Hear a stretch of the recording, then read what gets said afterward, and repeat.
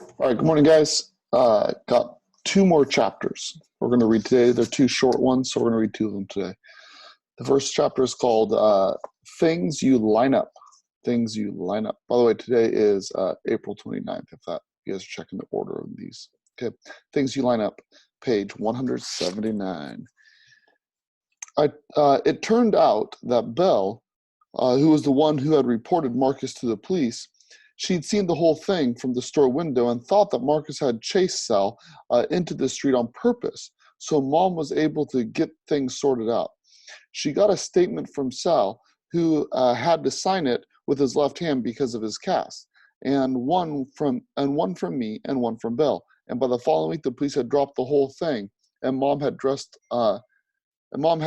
had dressed like a grown-up for 3 days in a row. You know, you look darn good in a suit, Richard told her. I figured she would give him some kind of lecture, but Mom took his hand and said, "Thank you. That means a lot coming from you, Mr. Perfect." She looked happy, and it seemed so obvious at that moment that they should get married, but she still hadn't given him a key. And then Mom hung up her suit, and I put all your notes in a box under my bed and didn't look at them anymore. Anne Marie had her birthday party with two cakes, an awful one that Julie and I made for her, and a really good one that her dad made. Time passed. Anne Marie and Julia helped me install my playground on Main Street, and Julia's UFO finally got approved by Jay Stringer. I became Alice Evans' regular bathroom partner. We worked out a secret signal so that she wouldn't have to do the Mexican hat dance anymore.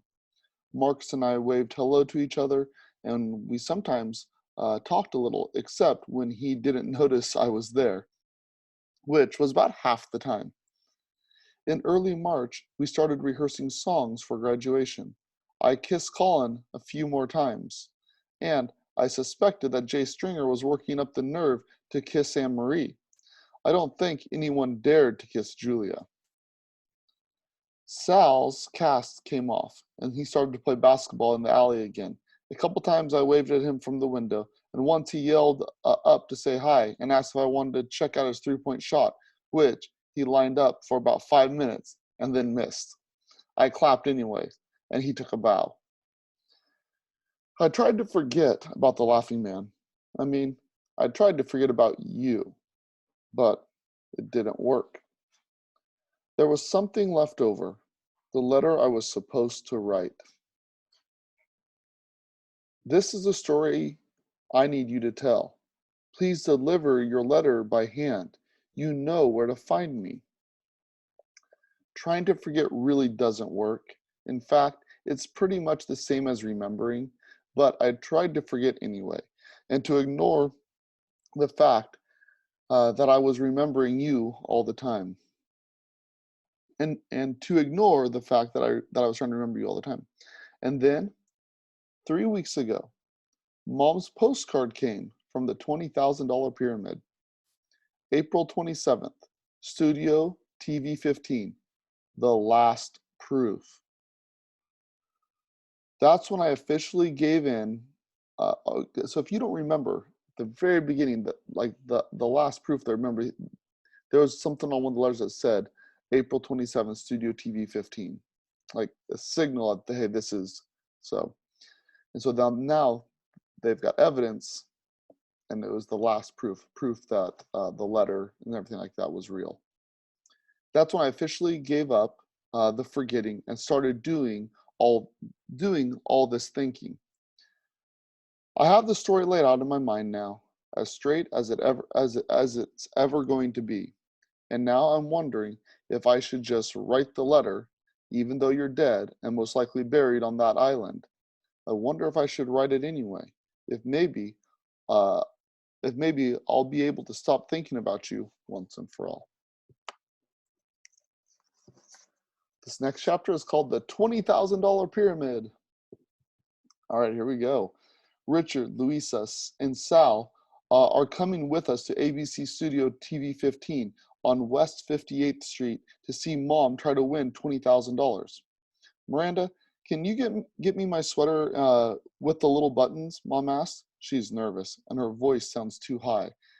If it's chilly in there, I won't be able to concentrate. Mom, it's 70 degrees out, I said. Exactly. They might have the air conditioning on. Uh, I'm always too cold in air conditioning. I get the sweater and check myself out again in Mom's closet mirror. I have on new jeans and a long sleeve shirt with flowers embroidered on the sleeves that I borrowed from Julia. Richard has even polished my shoes for me with his special shoe brush. I try to fluff my hair, but my brain says, "What in the world are you fluffing your hair for? You know your hair doesn't fluff." And I stop.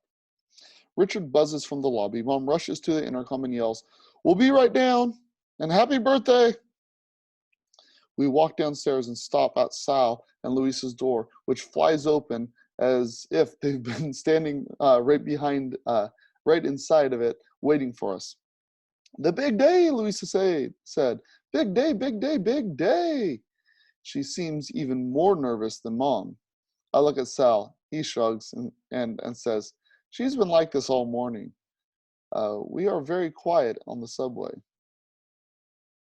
There are people in red blazers at the studio doors. Contestants to the left, one of them says. Audience to the right. And suddenly I realize it's time to say goodbye to my mom. She's standing there looking terrified and holding on to her bag with her sweater and her extra clothes and her barrettes. I go over and hug her while Richard gives her a kiss and Luisa says, "We love you." And Sal looks at the floor and says, "Good luck." You're going to win, I said. I just know it.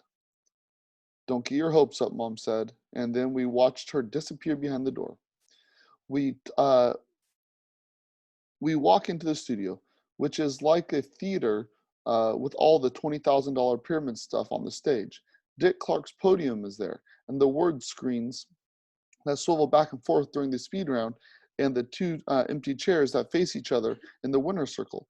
Everything looks artificial and kind of gloomy in the dim light. I'm thinking that one good shove could probably knock the whole thing over.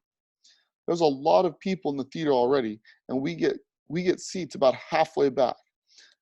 They are red, velvety seats, the kind you have to fold down before you sit on them. A guy with headphones comes out and talks to the audience about when to clap and when to be quiet. He points these metal boxes attached to the ceiling that light up like exit signs. Only one says applause instead of exit. Only they say applause instead of exit. He explains that the signs will blink on and off to help them remember when to clap and when to stop. We have to practice with him. Clap, stop, clap, stop, clap, stop. It's a little silly, but Luisa and Richard are taking it very seriously. Sal and I laugh and dare each other to clap at the wrong time. The stage lights come on, and suddenly the whole set is glowing like July at the beach, much more cheerful. Richard takes my hand. Dick Clark comes out and says hi to the audience, and Luisa starts talking about how she's always liked Dick Clark, how he has always seemed like one of the nicest people on television, and how now that she's seen him, she thinks she likes him even more.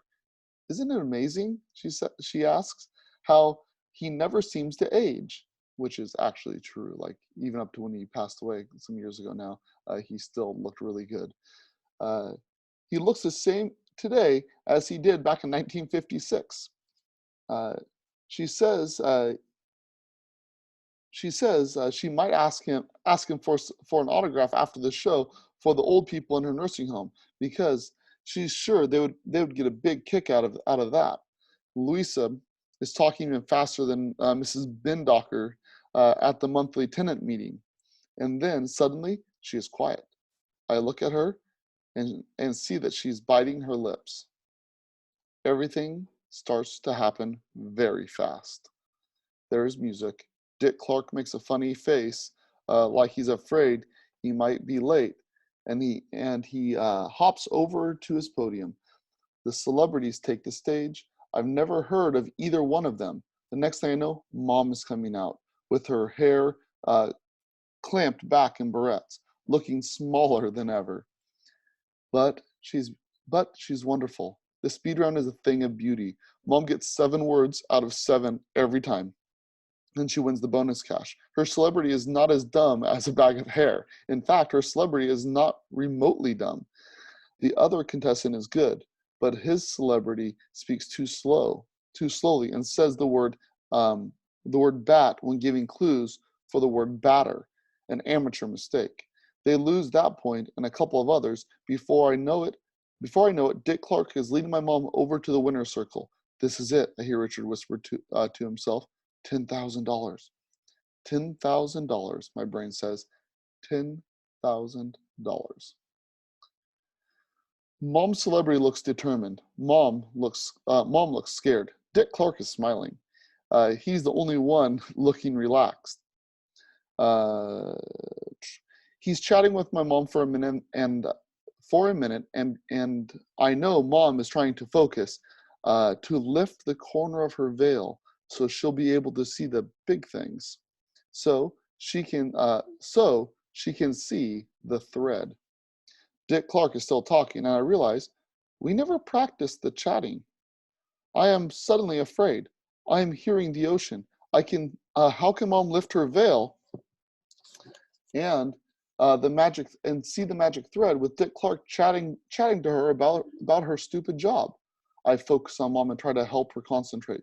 Louisa's getting nervous again, and she starts whispering about Dick Clark again. He doesn't age, I tell ya.